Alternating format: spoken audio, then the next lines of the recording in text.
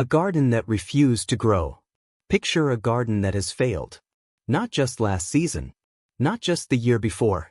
5 full growing seasons. 5 springs of hope. 5 summers of wilting. 5 autumns of walking back inside with almost nothing. You bought the bags of fertilizer they told you to buy. You amended the soil. You watered on a schedule. You followed every instruction printed on every packet. And still, cracked clay in July. Yellow leaves in August. A handful of tomatoes that looked more like apology than harvest. If that sounds familiar, I want you to stop and listen carefully. Because what I'm about to show you isn't a new product. It isn't something you order online. It costs nothing. It weighs almost nothing.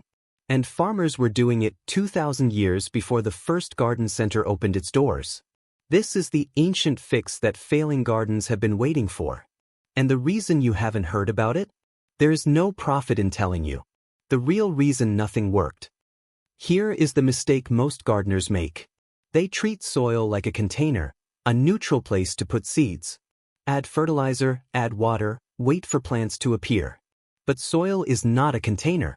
Soil is a civilization. When that civilization collapses, nothing you add on top of it will work the way the label promises. Synthetic nitrogen floods in and flushes straight through. Phosphorus binds to particles and locks itself away. Plants yellow not because they lack nutrients, but because the living system that unlocks those nutrients has been destroyed. Scientists have spent decades studying what happens when soil biology disappears. The results are surprisingly consistent.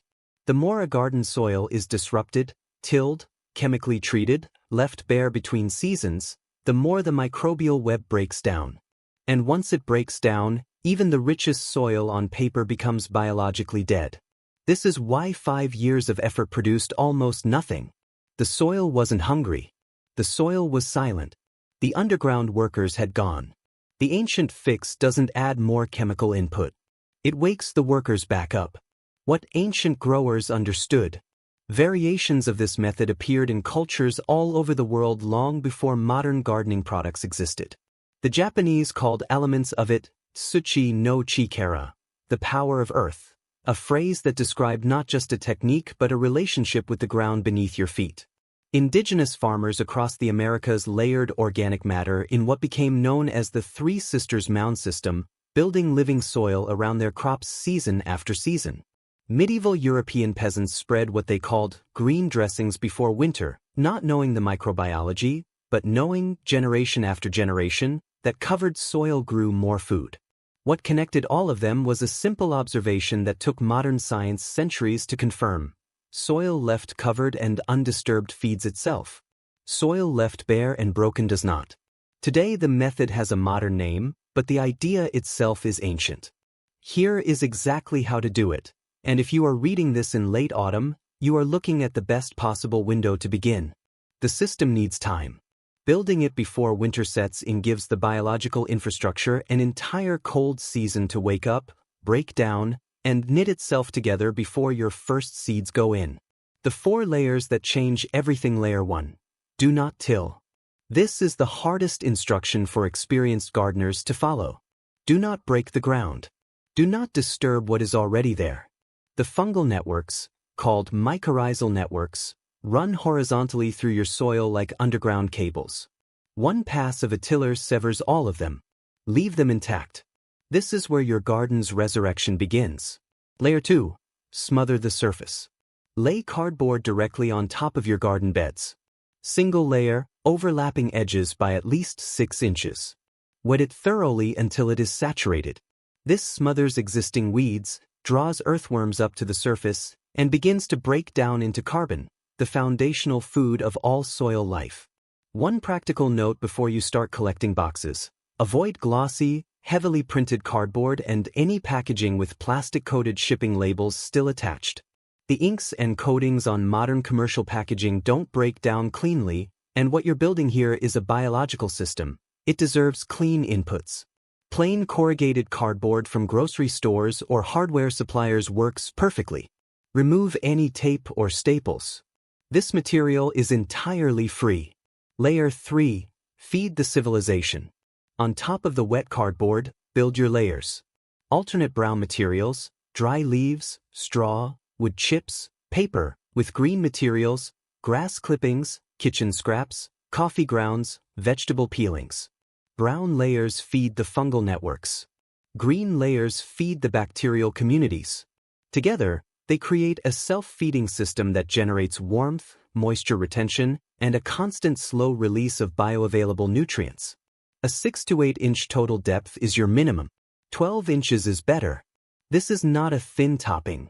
It is a complete rebuilt ecosystem placed directly above your existing soil. Layer 4. Add the biological catalyst. This is the step most modern guides omit, and it is the step that separates good results from remarkable ones.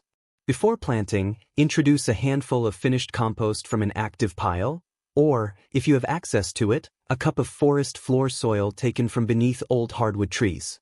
That dark, sweet-smelling material contains billions of native microorganisms already adapted to your climate, your rainfall, your specific region.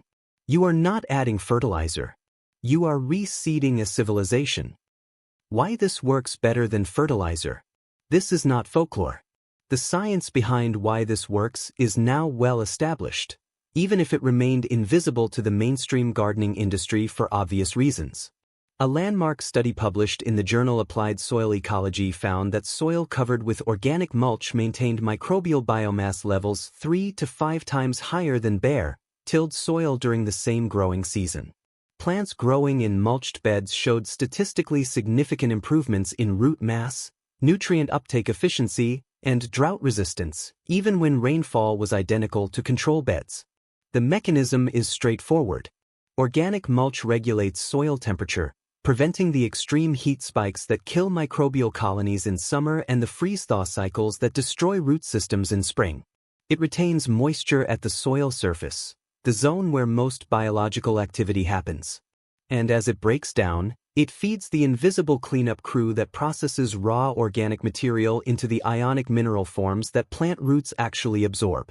Perhaps most importantly, covered soil develops fungal threads that connect plant roots across distances up to several meters, allowing established plants to share sugars, minerals, and even distress signals with their neighbors. This network does not exist in bare, tilled, chemically saturated ground. Michigan State University Extension research has confirmed that gardens using no-dig, heavy mulch methods consistently outperform conventionally tilled beds in year 2 and beyond, and the gap widens every season as the biological system matures. Year 1 may show modest results. Year 2 is where skeptics become converts. The mistakes that ruin results.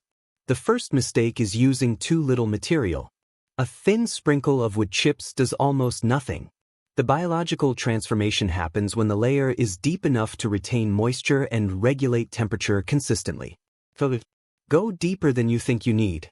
The second mistake is using fresh wood chips directly against plant stems. Fresh chips from a chipper are still actively breaking down. They pull nitrogen out of the soil in that process, exactly the opposite of what you want near young plants. Age your chips for at least 4 to 6 weeks, or keep fresh material away from direct stem contact. The third mistake, and the most common, is stopping after one season. The gardeners who abandoned this method after a single attempt usually did so because year 1 looked slow. That slowness is the system building itself. The biological infrastructure takes one full growing season to establish in degraded soil. Abandon it in October and you reset the process entirely. Commit to 2 seasons. Commit to doing nothing to your soil that you would not want done to a sleeping organism, because that is exactly what it is. The transformation nobody expects. One of the most documented cases of this method's power comes from Charles Dowding, a British market gardener who has used no-dig, deep mulch techniques on his farm in Somerset for over 30 years. His yields on former compacted clay fields now regularly exceed those of conventionally farmed land nearby, using no synthetic inputs, no tilling machinery, no chemical amendments.